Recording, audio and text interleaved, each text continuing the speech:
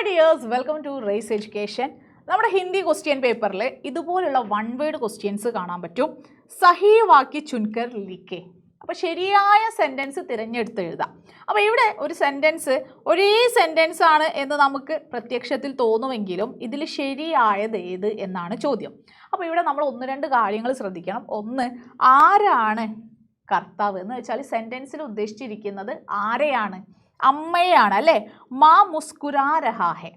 ഇവിടെ നോക്കൂ, മാ മുസ്കുരാ രഹേ ഹെ, മാ മുസ്കുരാ രഹി ഹെ, മാ മുസ്കുരാ രഹി ഹും. അപ്പോൾ ഇതിൽ ഏതായിരിക്കും ശരിയാകുക?